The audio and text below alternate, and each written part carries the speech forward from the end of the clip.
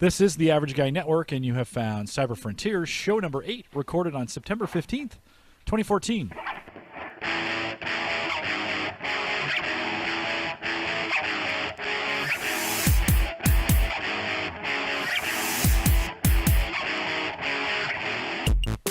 Here on Cyber Frontiers, we explore cybersecurity, big data, and the technologies that are shaping the future from an academic perspective. I'm your host, Jim Collison, broadcasting live from the AverageGuy.tv studios here in Bellevue, Nebraska, and we post the show with world-class show notes out at the AverageGuy.tv. If you have questions, comments, or contributions, you can contact us. Send us an email, just jim@theaverageguy.tv. You can find me on Twitter @jcollison. And now you can call in those questions. This would be a great show to call those in on. Give us a call, 402-478-8450. If it's good, we'll play it on the show, and we'll have one of these two guys answer it as well. Joining me tonight from the confines of the campus at the University of Maryland College Park. Actually, both of you are doing that, but we'll start over on Christian's side. Christian Johnson, how are you? Hey, I'm doing well, rocking it out with a full-born cold within 2 weeks of being on campus. That's when you know when you're a real hero. Yeah, that's when you know school started, is when everybody gets sick on the second week. Right, pretty much. Hey, at least I caught it at the latter end, so apparently my immune system is not failing me in all respects. But, you know, doing well. 2 weeks into coursework, so stuff's getting busy pretty quick. But we're definitely having a good time here in the great Prince Frederick Hall, where all things cyber and intellect around cyber takes place within a 100-foot radius. So. Hey, what do you got going on behind you? What's going on the Cyber Frontier screen behind you? Yeah, so I guess we're just going to start calling this the official Cyber Frontier screen. I mean, I lost my background, but I'm running Wireshark just to watch packets fly around this building. Because there's some interesting ways in which campuses, particularly Maryland, have decided to do their IP address scheming. And there's just a big block of IPv4s that this campus is sitting on, basically. And traditionally, all the residence halls get public IP addresses at these full, 1 gig down, 1 gig up, at least here in Prince Frederick. So it's very interesting to watch what type of traffic comes over public IP interfaces sitting in the building. So not going to use that for any kind of future information gathering. It's a very interesting picture. It teaches you a lot about life in general. Yeah, I bet it does. Well, in the cyberspace. Speaking of life in general, and sporting a new microphone this week with a new arm, Ashton Webster. Ashton, how are you? I'm great, and hopefully the microphone's going to hold together now that I did battle with it for about 10 minutes. We did battle a few minutes before we got started with that thing, and I think it sounded good. It's looking good. Good so far. That was a tech scholarship fund purchase that we made to get you the arm and the microphone. The mic is good to go, I know that, but how's the arm so far? That was like a $25 arm from Amazon. They make a cheaper one. It's $15, but wondering how well that's holding up for you. Right. So first, thank you so much. I really appreciate the tech scholarship gift. So that's great. The as far as the arm, now I'm not using it necessarily exactly the way it was intended to be used. I know that you posted a picture of it on Facebook, and I don't know if people could see that it was like it's on my dresser, and it's kind of mounted vertically rather than like on a level plane.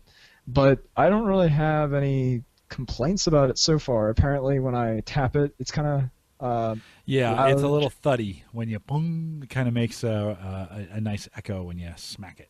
Yeah, so if I can avoid doing that, I don't know. I haven't had a chance to use it much yet, but okay. Yeah, well, so far so good. It's working. It seems decent, yeah. It's working, and just so anybody listening to this, the Tech Scholarship Fund is something we do over at Home Gadget Geeks, and if you use our Amazon affiliate link, theaverageguy.tv/Amazon, you get that. We make a little bit, and it allows me to purchase those kinds of things. And so we bought one for Ashton, sent it over to him, and now he is sporting a new ATR 2100 as well. So we want to thank you guys for using the Amazon affiliate link over at theaverageguy.tv/Amazon. All right, let's dig in a little bit. We got a lot of stuff to talk about tonight, even though Christian is not feeling well. I'm sure that he's going to have his game on. Gentlemen, Christian, let's start with you. What's on slate for the evening?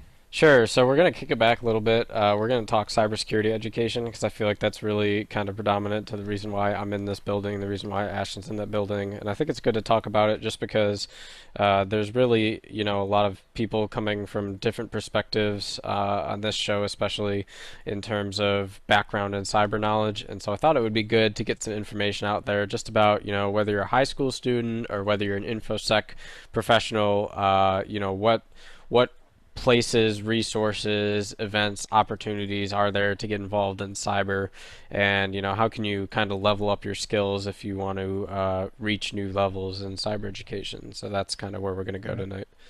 And we didn't want to keep it for, whether you're in high school, middle school, graduated from college and working in the force, we didn't want to restrict it to any one of those groups, so hopefully there's something there for everyone that wants to improve their skills in cybersecurity, which should be pretty much everyone. Because it's the up and coming thing, and it's pretty important to have a good grasp on what it is and what's going on in it. All right, very good. Well, I told you guys, I gave you strict instructions. I didn't want to talk any tonight. Apparently, from some feedback Christian got, Jim can't hold his own on this. That's kind of the impression I got. You guys know what you're talking about. Jim's a little weak. So I just want to sit back this time. I'm going to turn it over to you guys and just let you go. I'm out. Wow. That sounds a little passive aggressive, Jim. I'm not sure we're going to be able to do that. Well, all right. So take it away. Yeah. So I guess first I just want to kind of go over, the ACES program, which is what we're doing here at the University of Maryland Honors College for Cybersecurity. And we really, we do get that inner class curriculum of, foundations in cybersecurity, whether we're talking technical stuff, ethics, politics, economics, law, etc. But a lot of, I guess, cyber interests can start a lot earlier than that. And we also find it the case that a lot of people learn about cybersecurity even after they're, out of college and become InfoSec professionals after the fact. Some of the really big things that have made ACES the interesting place it has become is what the students have decided to do to get involved in taking command of their own cyber education and not just basically sitting back and hitting up their classes once a week and leaving it at that. So we do a lot with tech talks, workshops, training days. We're involved in competitions in the state of Maryland, etc. So I think we just wanted to go kind of into that, kind of show it the perspective from a college student a little bit and show what some of those opportunities are, at least here in the state of Maryland, and then, kind of pass that around and see, are there things that there are common ground between age groups, and what are some of the areas that are kind of in the beginner block, the intermediary block, and kind of the beyond. So, Ashton, is there anything in particular you want to start with in terms of, what it is that gets you going about taking control of your cyber guru inside of you, so to speak? Yeah, well, personally, when I was thinking of going, like what college I was going to pick when I was in the college selection process, I had already known that I wanted to do something in computer science. I wasn't sure if it was going to be computer or cybersecurity or whatever it may be. And I got into this program for ACES. And I don't want this podcast to be about, ACES, we're very special and we do a lot of learning and it's a great group. I want it to be for everyone. But the takeaway from this was I was looking at the curriculum and I was like, okay, there's research. There's these classes that are interesting. You have a lot of great speakers. That sounds like something I want to do. And yes, that was good. That's not the reason why I like it now, though. I think that what everyone can take away from wanting to learn something is being part of a really great community. And ACES exceeded that in any way imaginable. I think that's where the majority of my learning came from. Because even if you have all these other resources with seminars, or now there are online courses, there's all sorts of different things that you can do to get this information, it's very unlikely that you're going to do that by yourself. I think a good example of that is like as a kid, I remember taking piano lessons. Like tons of people took piano lessons when I was a kid. And the reason I'm bringing this up is how many people still play the piano now? Not very many. And I think the reason for that is because there wasn't like a solid group of people that participated with you. It was just you. You were at the thing. You had to do all the practicing yourself, and that made it really tough. Whereas when you're in a group of people that are all doing the same thing, now that we're in college, let's change the subject to cybersecurity for me. Everybody is in the same program, and everybody is practicing all the time. And that makes all the resources that much more valuable.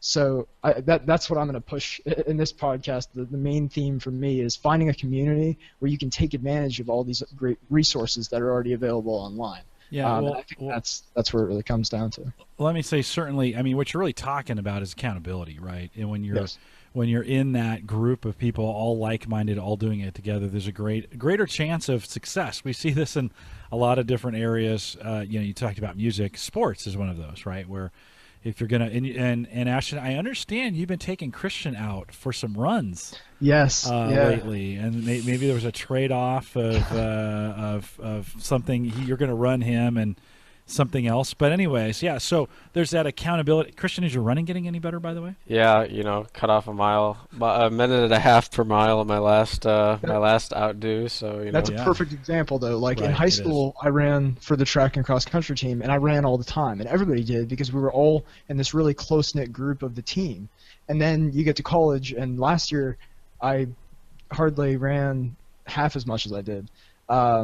Because I only ran with one or two other people I knew that ran. Right. And this year I'm getting back into it because I'm back on the club running team. So like that's another example of when you have people that are like-minded and doing the same thing. That's really what allows you to take advantage of the things that were already there before. I mean, there was nothing stopping me from running except the mentality that it was just me going out there to do it.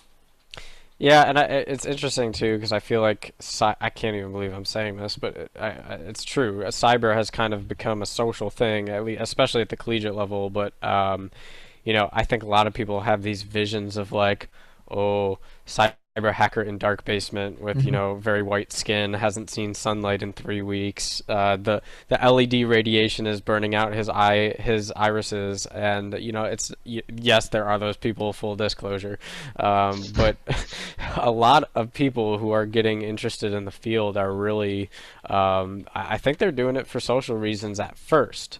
But that community, that's like everyone's engaging each other, and then everyone wants to be able to show who can show their stuff, in terms of the technical capabilities, and I think that pushes people forward to stick with it. And just me sitting around these guys, I pick up all sorts of stuff that I previously didn't know in the depth that I do, because everyone picks their little favorite piece of the pie, and they own it, and that's where the sharing kind of starts to happen, and that's pretty cool to see. One of the big things that students do here is every year the MDC3 Maryland Cyber Challenge, which is a statewide cyber competition in Maryland, and it's really designed to kind of call students and aspiring InfoSec professionals to take cybersecurity as a career path pretty seriously. And we just have 68 freshmen in this program. We had a very high participation rate of freshmen in our competition teams off the bat this year, which was higher than what we had even in our first class of students. And again, it's not so much that they came in with all this knowledge and understanding and expertise, but all the guys are getting together and hanging out on the large screens and playing around with these VMs and learning. And it kind of starts with everyone saying, "Hey, let's get together and do this." And I think some teams are going for the kind of the gold. Let's make sure we outperform everyone else and do really and perform really well. But I think there are a fair number of teams that just register so that they can kind of get a sense of what it's like, get a feel of the ropes, so to speak, and that really has captivated a lot more people into going kind of a step further than what they would have if they were just sitting there reading a textbook about the same types of subject matter. Hey, let me ask you guys this question. And so it's really easy from an academic setting. You know, you're there, big groups, it makes accountability a lot easier. But what about the average security guy that might be listening to this podcast? You know, most companies, they've got one or two guys or gals that are kind of manning the security booth, so to speak, and they might feel all alone out there. Yeah. And this might be a little out of your realm, but Ashton, you look like you're ready to answer this. Yeah. What's there for them? Yeah, so the point of this wasn't to come in and be like, oh, isn't this thing we have great? Too bad that you don't have it. It's definitely not the same situation, and I understand that there's kind of the feeling of like isolation in a lot of IT departments. Yeah.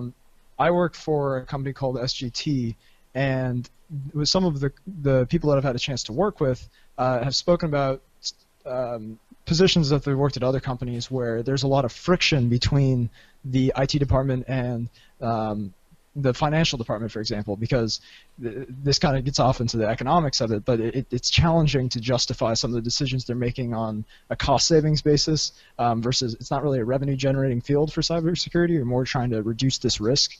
And that kind of isolates this group of people that are working on defending things, and other people don't really necessarily know what's going on there.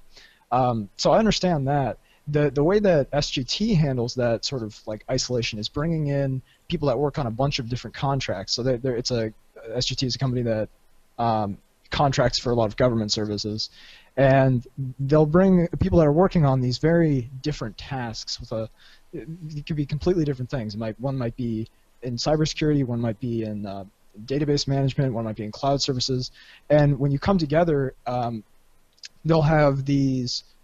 I can't remember exactly what they're called. They're essentially like lunch tech talks, and everybody gets together. They kind of present what they're working on, what they've learned from what they've done, and then they get to answer questions that other people are asking. And I'm going to be co-hosting with some of the people I'm working on a project with, one about what we're doing, and I think that's a pretty good example of how you can get people together to talk about their learnings in cybersecurity and share them with other people, and sort of bridge that gap that exists between them.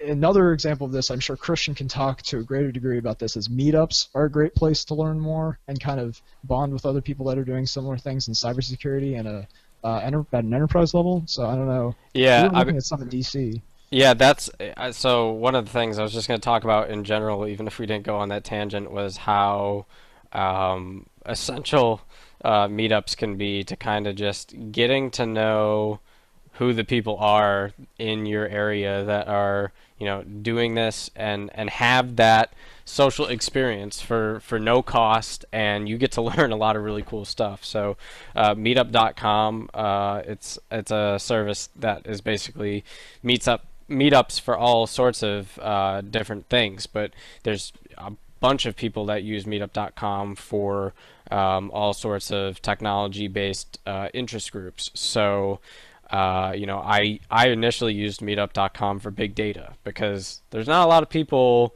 just wandering around talking about big data unless you're in a concentrated core group, right?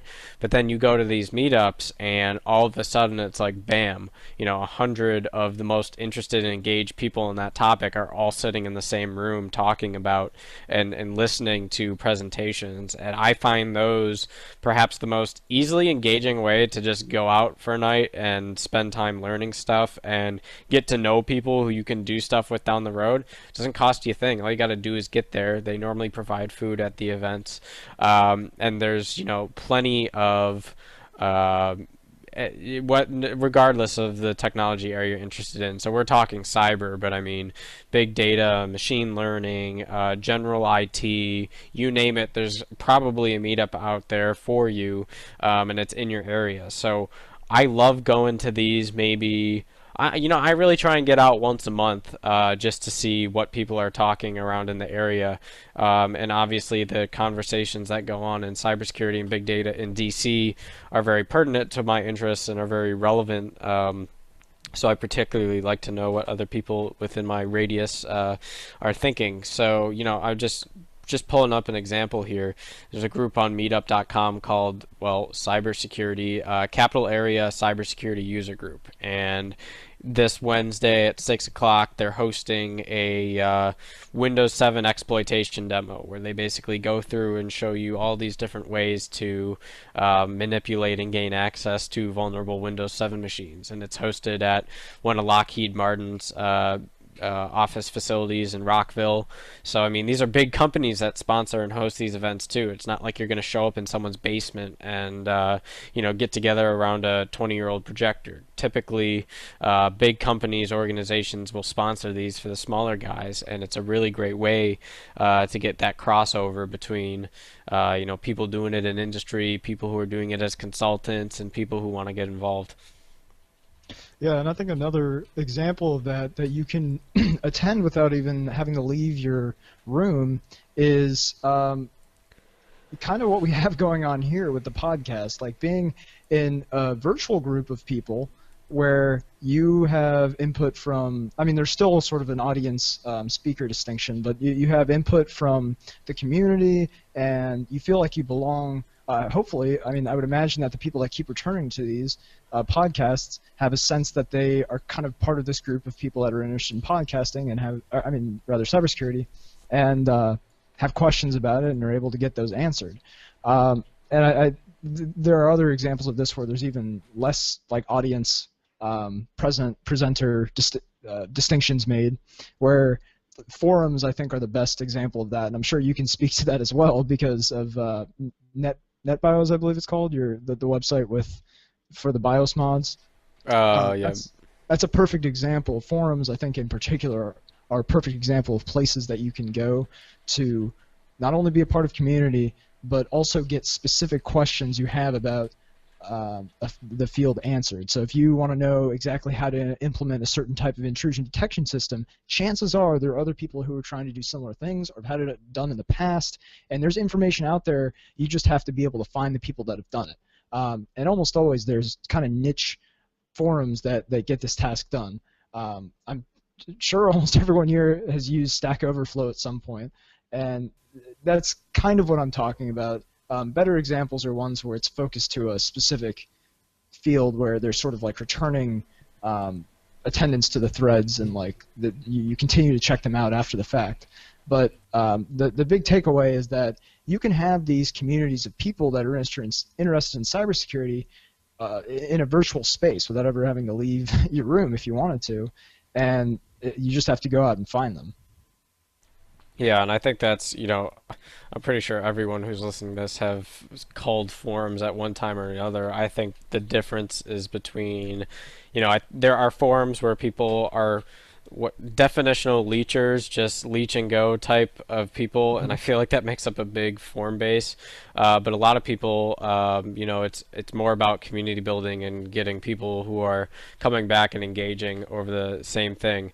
I just think that, it's really different when you're having that in-person interaction. Yeah. Someone's, giving you they're providing you this really great social venue, and just, hey, get yourself out here and we'll kind of take care of the rest. And I think that's really, a pretty cool thing. I mean, if I want to go to this cybersecurity user group and learn about Windows 7 exploitations, which I'm by no means like a residential expert on as of today, hop in my car and go learn about it. I think that's the whole point of what meetup.com gives people in general, but I think it's really great for the whole cybersecurity perspective. Let me also say, if you don't have one of those going on, if you go to meetup.com, by the way, meetup.com has awesome SEO from what I understand. So if you want to promote, if you're doing a podcast in your area or you want to get ranked high on Google for whatever reason, get on Meetup, start a Meetup on meetup.com, and everybody I talk to is like, man, they've got awesome SEO. But you can start one in your area, and oftentimes there is a small cost associated with Meetup, so there's a certain dollar amount. It's not a lot, but certainly you can go through meetup.com. Start your own group in your area if there isn't one. Put one together. Try it once. Invite some folks out. Get some help with some local people to tweet it out or whatever. Very easy to start user groups. We've done that here in the Omaha area, and there's a lot of those that are that way and are very successful that way. Yeah, and I just want to share kind of a short story to shift into our next subject, kind of. Um, I like distinctly remember if you're not sold on the whole concept of continuing education in cybersecurity. I remember when I was like maybe 10 or 11, I think I was in just starting middle school, and like every day I can remember my dad reading articles about cars in the morning because he works for car sales, and I remember asking him like, why are you still doing this after you graduated college? Like, what, haven't you learned enough that you wouldn't have to do this and you can just work your job and not have to study all the statistics on car sales and stuff like that? And he said, well, if I don't continuously learn, I'll never be at the front edge of what I'm doing. I'll never be at the top level. And if you get to the bottom level, then I'll lose my job.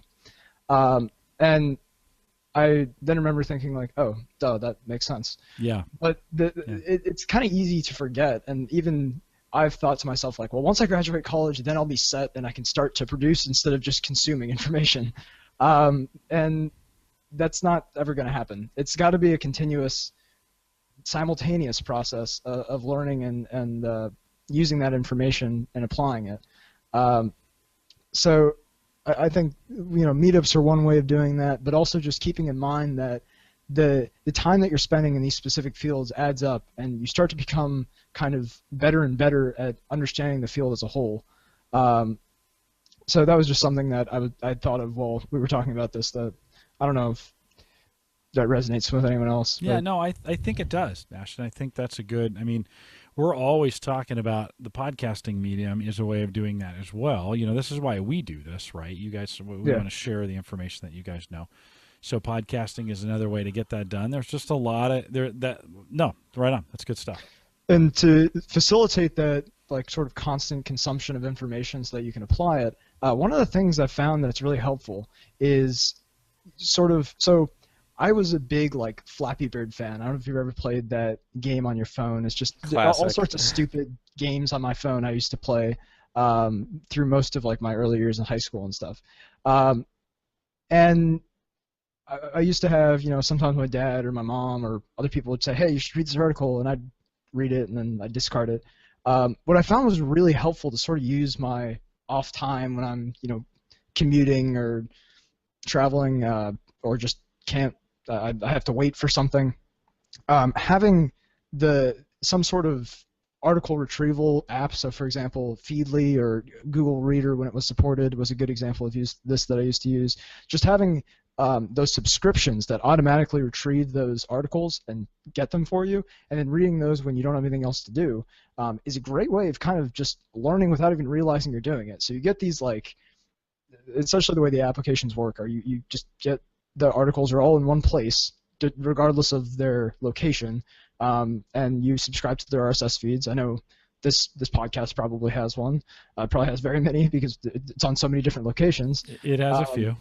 Yeah, and then you can read them when you don't, or listen to them or view them when you aren't doing anything else. And I think that mentality can be really helpful, and you don't realize how much time you spend just sort of off time that's not like engaged in any one thing.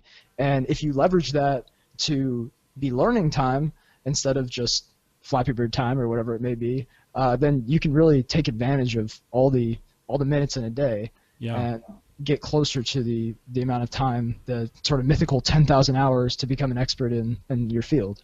Well, and so Ashton, you mentioned the 10,000 hours, right? Yes, That concept is a concept as it takes 10,000 hours to go from zero to mastery in any kind of, with any kind of specialized skill. Let me ask you guys this question. Ashton, I'll start with you. Where you're at today, maybe name the resource or two resources that you're leaning on right now in your education. You get it all day long. Maybe you don't need to go outside and get anything else. But are there outside resources that you're following in these areas that aren't necessarily required reading? And Ashton, I'll start with you. Any of those resources? In terms of like sources of articles, reading material, articles, podcasts, any of that kind of stuff. If we're talking about the average listener that's like here, either both in college or outside as a professional, what are you, or what have you found that is like, this is some go-to material, Right, not yeah. necessarily assigned to you?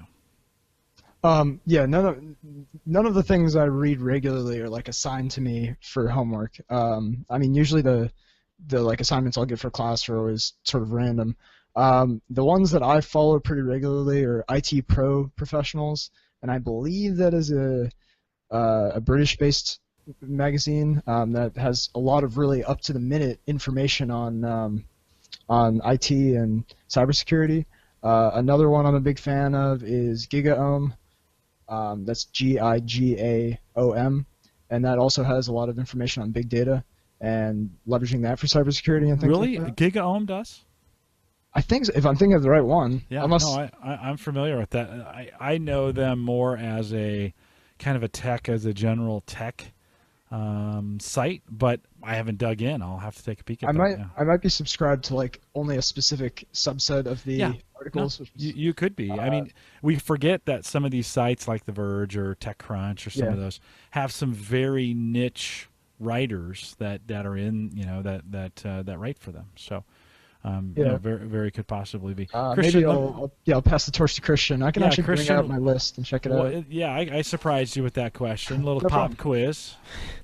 Yeah, I'm really big on Dark Reading, which is like a subsection website of Information Week, and it's just purely cybersecurity, and it's really great because they do these. They're mostly commentary and op-ed pieces about just stuff going on in general, and I think it has some really thorough stuff. I mean, there's very few times I've read articles on this site that were like, half-assed put together. They're really normally fully kind of giving you an idea of all the different perspectives and talk about, I guess, what's gripping people in the area. So Dark Reading always gives me a good sense of kind of what people are thinking and what the buzzwords of the day are and that kind of thing. So that has been probably on my higher list of favorite sites as of recent. One of the things I was going to mention in terms of just like site resources that even I'm taking my own advice now because I just started doing this, but I think this is really relevant to like the InfoSec++ group is going back and reading all of the presentations at DEF CON for the 22 years worth of conferences. They've had, this year was the 22nd conference, and they have all the presentations, all the audio, all the video of all those presentations done over the past 22 conferences. And there's just a wealth of information on kind of, these are examples of kind of what I like to call the homebrew elite. And what do I mean by that? These are guys, some of them are InfoSec professionals, some of them are those guys I talk about who sit in their basement. Some of them are students. We had one of our very own, Franz Payer, who's in the ACES program, had a paper and presentation accepted to DEF CON last year, and that's pretty big props, we would say, in the cyber circles for, hey, you got a presentation accepted to DEF CON. That's not something everyone can say every day. And those are just, they show kind of the ingenuity of what some of these more advanced cyber attacks are instead of the script kiddie stuff that we always hear about and learn about. So it really kind of opens your mind to seeing how other people think and approach these problems. And DEF CON is, I think, one of the biggest examples of what would we call a social meetup. It's like it's a meetup.com of the masses, right? It's a paid for conference, and there's multiple days involved and so forth, but it's still what makes DEF CON successful is that social element and that hacker culture. And I think understanding what it means to have hacker culture, I think, helps you kind of get a grasp for what the social interconnects of being involved with cybersecurity is, and that is really reflected at these larger conferences. So DEF CON, Black Hat, the Hope Hackers Conference in New York City, all of them have a very different feel, to be honest. Black Hat, for example, is I would consider to be kind of much more enterprisey, whereas DEF CON is kind of much more homebrew, in my opinion, as is the Hope Conference. So you really can get a wide breadth, and if someone gives you a free ticket to one of those conferences and you can swing the airfare, do it, because it's a great way to see kind of some of the best of what's going on in real time. And DEF CON is really awesome about here's a historical archive of everything that's been presented year to date, and that just shows some of the coolest stuff and some cool white papers. Just to kind of give you an example, we have everything from, a guy this year figured out how to bypass the Kerberos authentication in Windows, which is kind of like a big problem, because enterprises pretty much rely on, I don't know, their domain security and administrators being who they say they are. But that's something that you could go find out about today and read and relive that presentation, even though you didn't go to the conference. Our friend Franz did a really great presentation on how to use JavaScript to basically exploit these music streaming services like Pandora and Last.fm, and basically just rip and stream all these media files directly off the server onto your drive, as if you just bought albums in bulk off iTunes.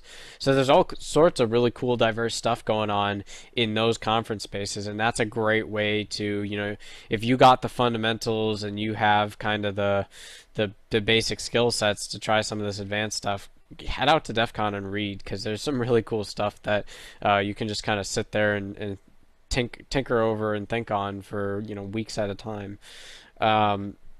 This will be confusing in branding, but the kind of opposite edge spectrum is there's this thing called Cyber Aces. In no way is it affiliated with the Aces program or the fact that we do cyber.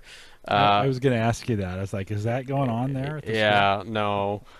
This is actually run by the SANS Institute, and it's just cyberaces.org/courses.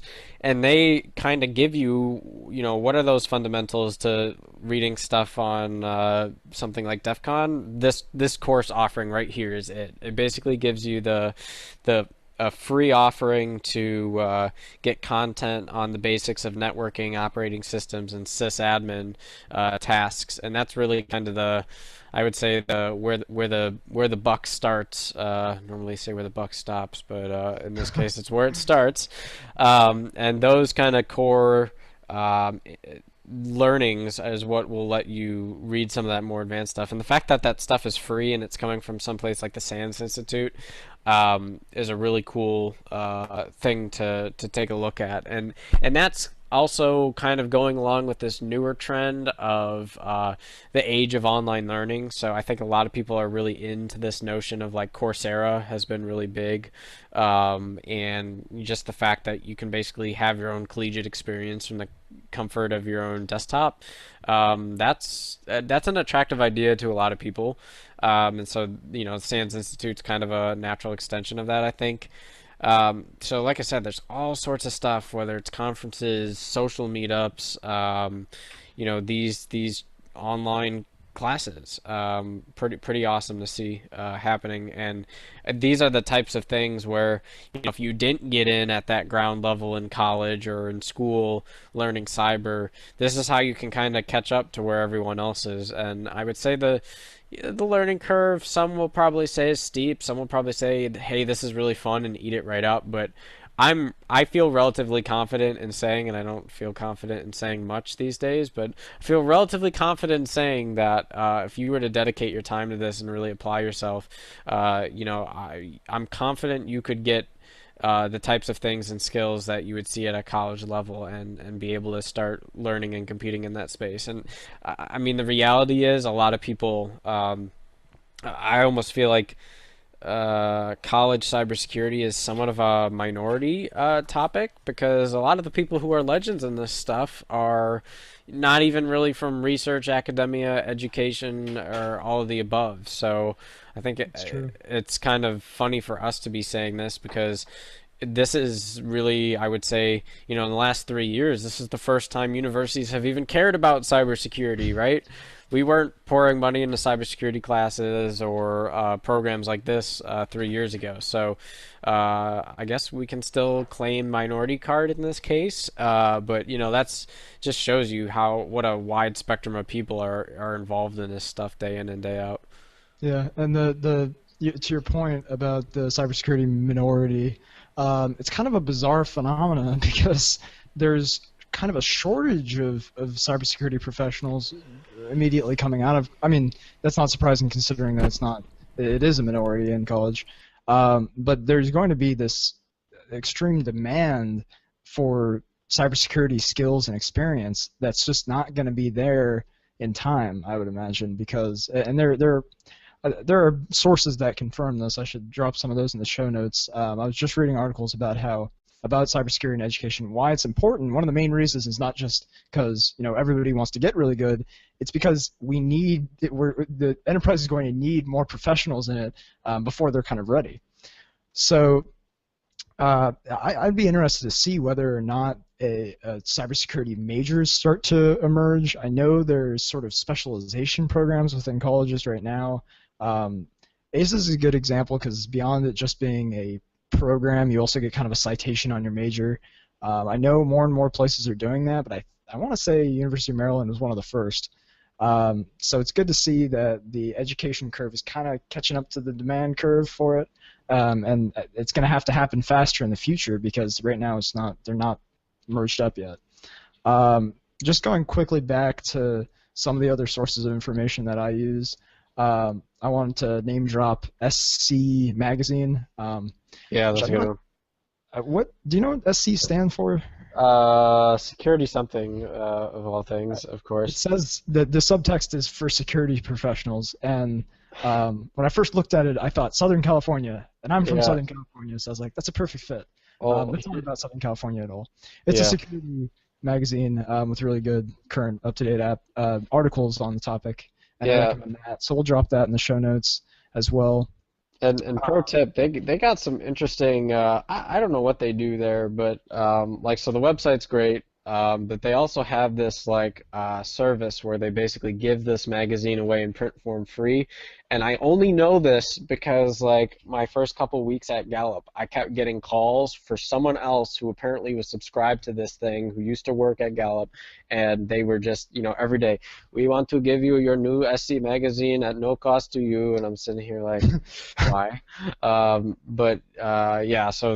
I guess this is consumable in multiple formats if that's of issue to any or of interest to anyone. But yeah, they do put good content on there. I can tell you that just by looking at their homepage and seeing we're talking about DEF CON. There's a Check++. There's some interesting overtones with privacy, some technology, some people moving around. So I like it. I dig it. Yeah, it's a really good source of information there. And I just want to drop one more, which is kind of completely out of the realm of cybersecurity. They might do an article every once in a blue moon on it, but they're really big into big data.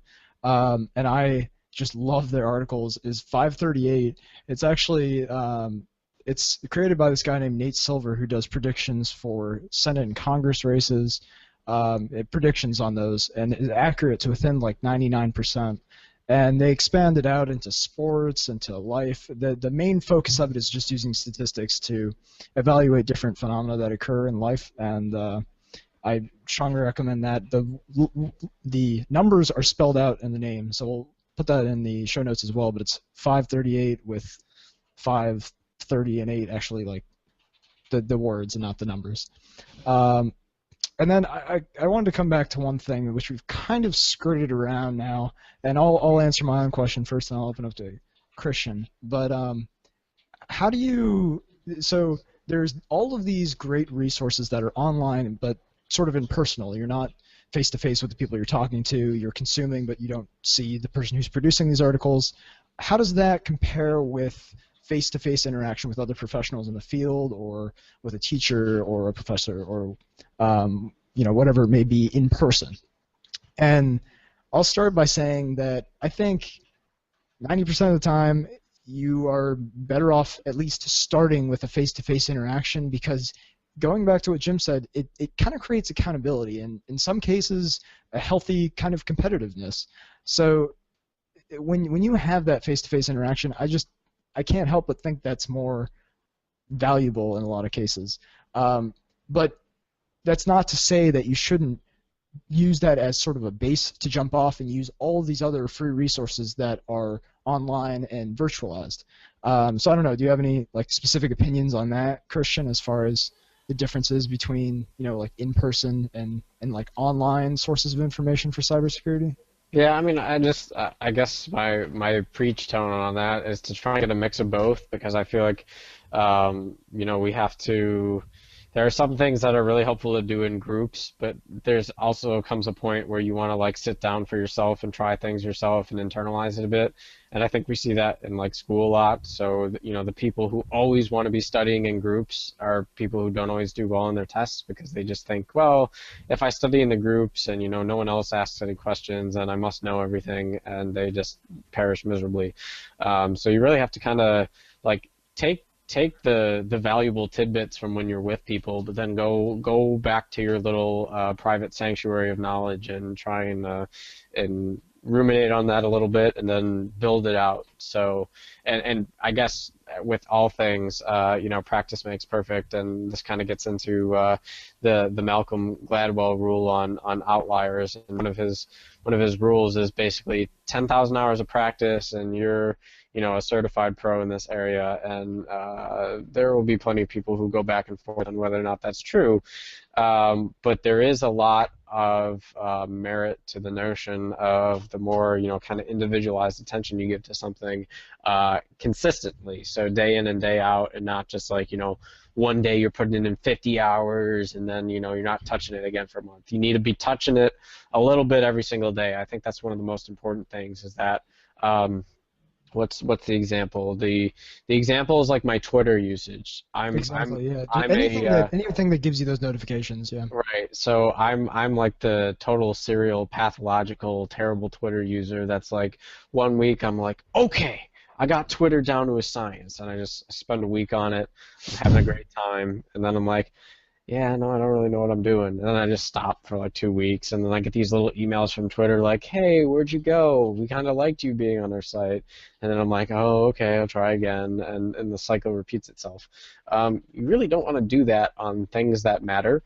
Cybersecurity may not matter to you as anything more than a hobby, at which point all the more power to you. But if you want to get good at it, you got to put in some consistent time every day.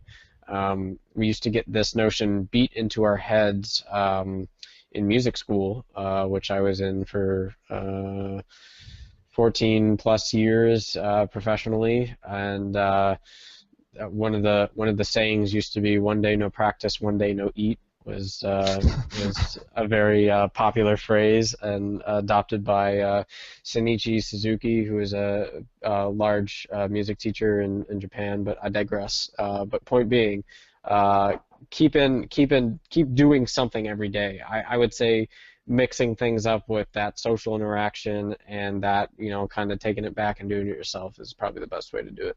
Yeah. And to clarify what we're referencing here with the 10,000 hours, which I imagine most people have heard by now in some form, it is a sort of outlined in Malcolm Gladwell's book Outliers, which I've not read, so I'm one of those people who can preach it but has not read the whole thing.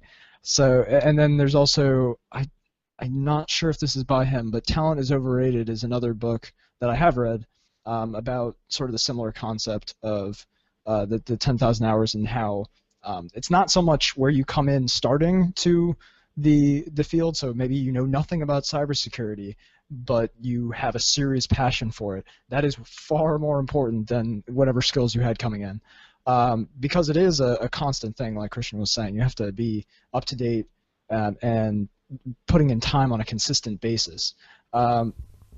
I think that's especially true in cybersecurity, because it's not like some other fields which are sort of static. It's constantly changing too. It's like if every day you woke up and the field had shifted just a little bit, or it was a little bit different than it was before, and that is compounded every single day. It's changing, and if you're not up to date with that, and if you're not on the leading edge of it, then you'll get left behind. And so even when we say 10,000 hours, it's probably good to be a little bit skeptical of that. Because if you say, hey, I got my 10,000 hours, I'm done learning, I'm an expert, then you'll get left behind, because it's not a set number where you're at 999 or whatever it is, one less than that, and you don't know anything, and then you're at 10,000 and you know everything. It's not that, for one, and for two, the timing of when you learn the things is important as well. So yes, the 10,000 hours is important, but it is sort of a heuristic or a rule that was made to just easily reference.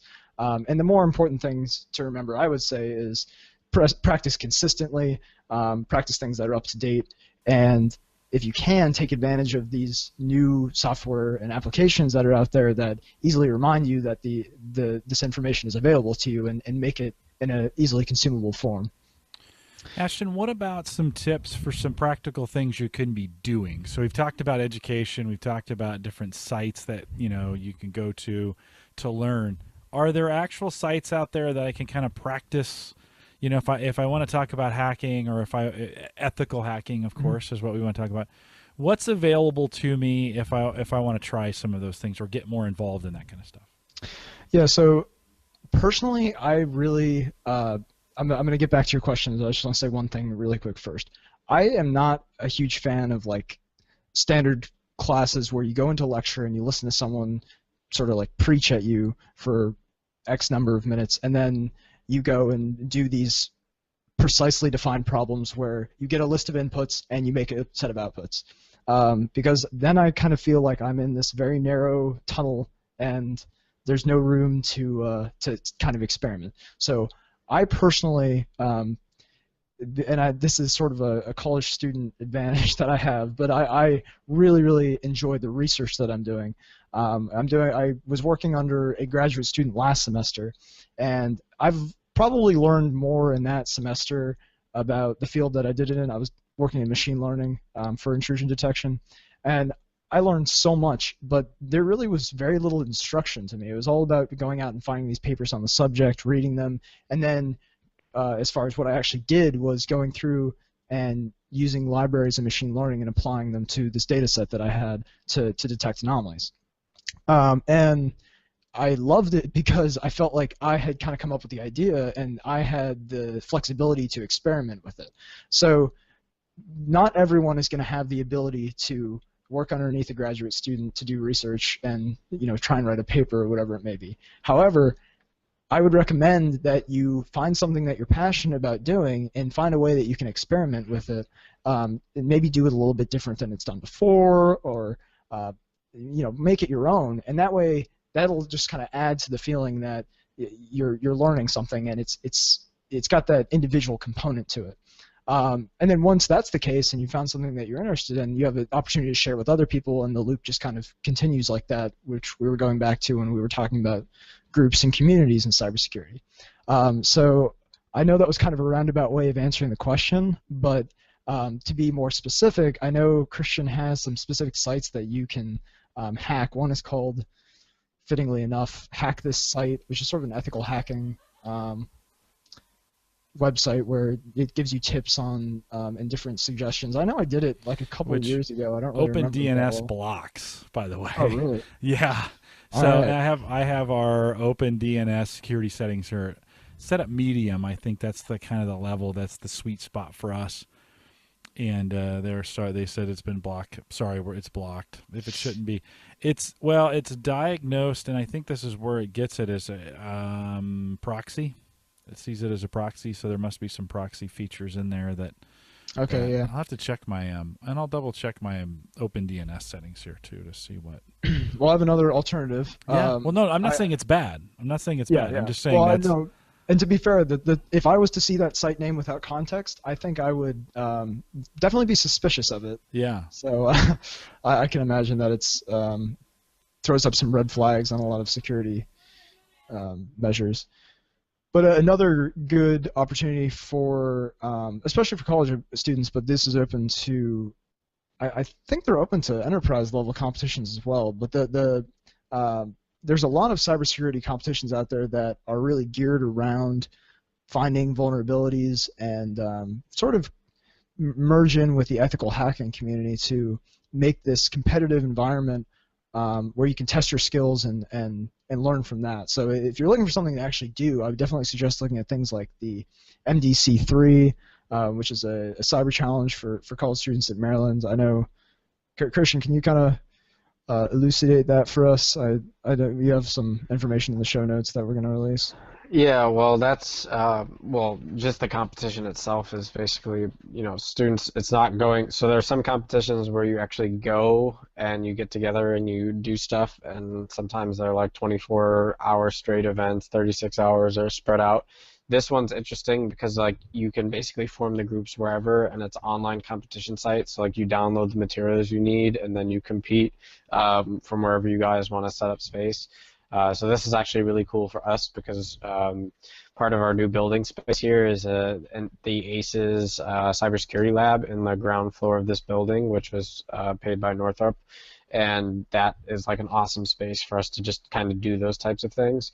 So that's a nice example of like you pick your friend group, but you're also like doing some learning kind of in-house, so to speak. So that's a good example of like if you want to get the ropes for where you stack up to other people, like just form a team and have fun with that on a weekend, and it's kind of a low-cost investment for you to do and participate in. Yeah, and I mean, if perhaps you're saying to yourself now, or saying to us, well, Christian, Ashton, I don't live in or near Maryland. What do I do if I want to be part of these types of events? Well, for one, I think they're becoming more and more virtual, and like you said, that you can kind of set those up anywhere. I'd need to look around a little bit more to find like specific examples of where, like I know Franz, to reference him again, is setting up making sort of a business out of these virtual cybersecurity competitions. And I would imagine, I make a strong prediction that in the next couple of years, those are going to become more and more popular at the enterprise level and not just at the college level. In addition, I can actually say for a fact that there is one for machine learning, and I've sort of dabbled in the competitions that they've held by a site called Kaggle. That's Kaggle. And it's more of a big data spin, but it'll give you these labeled data sets that are sometimes they're released by companies or websites that have this information, and they'll leverage people that want to participate in this competition to find the best way of identifying whatever it may be. Maybe it's anomalies or scams or really anything in these data sets, and the winner gets, sometimes it's a cash prize, sometimes it's just the thrill of the competition, and that's a big data one. I'm sure there are examples for cybersecurity that are similar where you can get involved from anywhere, and still, again, there's that community component where you're competing against other people, and it gives your skills a real challenge in a realistic and practical way. So I would suggest looking at different competitions that you can get involved with if you want to really do something with cybersecurity.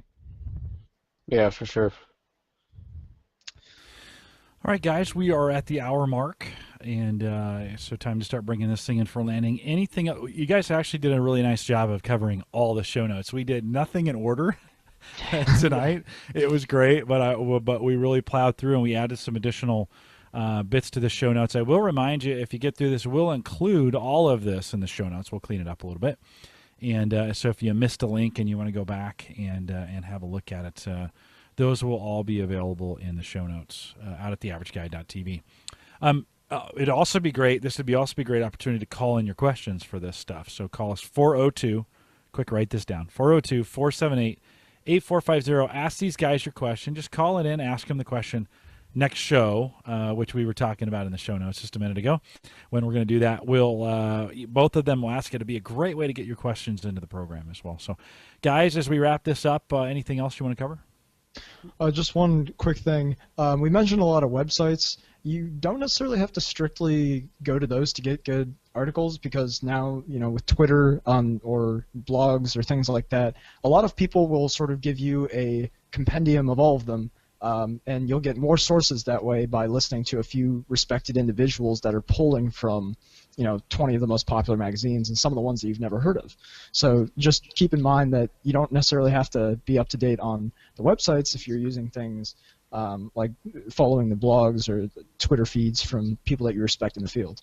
Yeah, and Twitter has some really good resources for cybersecurity. There's all sorts of channels that have just dedicated stuff streaming out like on the dot minute, so you can just log in whenever you want and hop in on conversations and follow hashtags that are of interest to you. Indeed. In fact, Cyber Frontiers, and I was just going to look that up to see which that one. There is a full-time streaming podcast. It's hard to say it's a podcast. It could be more like internet radio because it plays 24/7.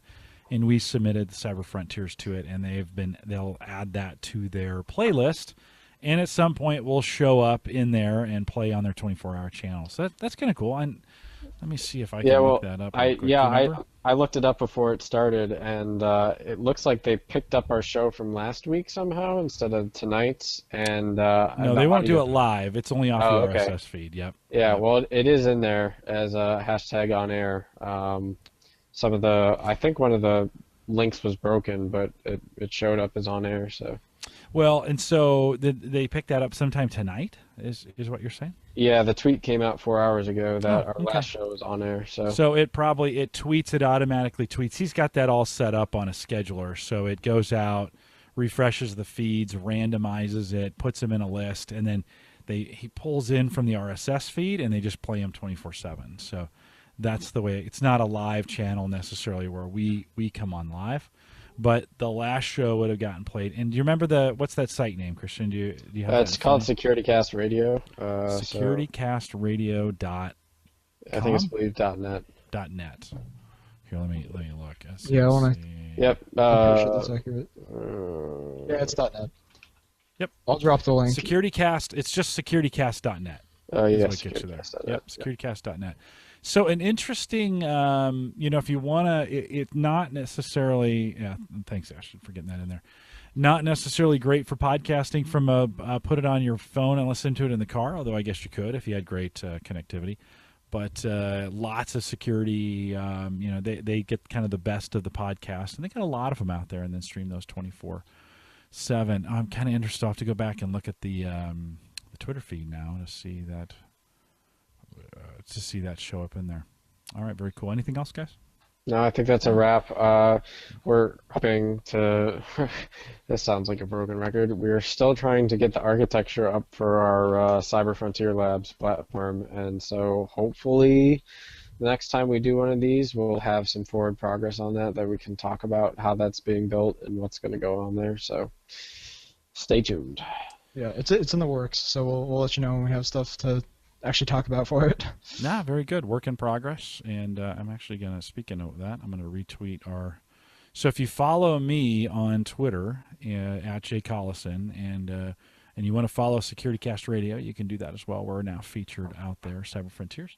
And I do say thanks for looking that up, Christian, because I had kind of been following it early and I was a little skeptical. We actually got added, but I contacted them via Twitter and just said, hey, you should consider cyberfrontiers.info. That's kind of the short link to the show. If you ever want to if you can't remember theaverageguy.tv, at least remember cyberfrontiers.info, and that'll bring you over here. And I was a little skeptical, and boom, it got played. So very cool. They got us added in there. So it's kind of fun to get on that network. All right, well, remind folks that we are live just about every other Monday. I think we might need to back up to Sunday 2 weeks from now for you guys. Let's talk about that because I've got an event on Monday. That's actually September 29th. That's the day before National Podcast Day, and I'm doing an event for National Podcast Day here Monday. We can either make it later in the evening for you guys or we'll do it on Sunday. Regardless, I'll let you know via Twitter, so you can just follow me at J Collison. We'll have all the kinds of stuff. We have a schedule on the website as well. If you want to head out there and look and see what's coming up, you can go to theaverageguy.tv, and there's a Google Calendar schedule in there. And I want to try and keep this very, very regular. So we either do it Sunday or Monday. We'll get this podcast in and get it done.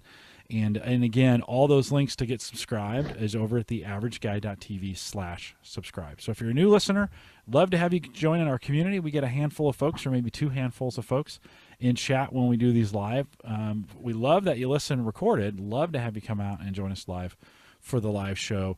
Again, Monday nights, 8 p.m. Central, 9 Eastern is when we generally try and do it out at theaverageguy.tv live. Thanks, Christian. Thanks, Ashton. Ashton, you look great sporting that microphone. That's awesome. And so Yeah, thank you. Thanks for testing out that arm for us. We'll continue to get some feedback. I'm actually really interested in how long that thing survives. That's kind of the question, because it was not very expensive, and if it makes it like a couple months in the life of a college student, we'll know it's pretty sturdy. So does does it feel like it might last more than a month or 2? It seems pretty good. The springs kind of get in the way of bending it just a little bit. I don't know if that's going to be an issue or not. Yeah. But I mean, like, it's not falling apart by any means yet. Okay. So right. I'll let you know. I mean, out of necessity, I'm going to have to wait a little while before I have any further information on how it's doing over time. That's the whole reason we gave it to you, is to give it kind of a test out. That was just one of those things. It was I want to be like, can we get, with these, the springs are built in on these arms, but this cost 4 times more than that one did, and I kind of can you get away with a less expensive arm? And so we wanted to. We were going to use you as the guinea pig to get that done, and so thanks for testing it out for us. Yeah, well, I'll provide updates as I have them as we go along. Well, if it breaks, let me know. We'll be at the podcast, or we'll be at the Home Server Show meetup this weekend. So if you're listening live, that's coming up September 20th, and about 35 guys in Indianapolis, and we're looking forward to that. I'll be out there for that. Christian, it would be great to have you there, but it's just out of the question, right? At this point, you just got a lot of stuff going on, and so we'll have to figure out a way. We need to do a Maryland. We'll have to do a Maryland meetup at some point and get you. I need to get on campus. That's just the way it's going to go, and I've been finagling a way to get out there to get. You that talk done, to your people, I talk to my people, and unfortunately, your people are my people. Well, there's other people here too, but we'll work on it. So we'll say thanks for listening. We'll be back in a couple weeks. Again, get subscribed, and we appreciate you listening. Good night, everybody. Good night, everyone. Bye.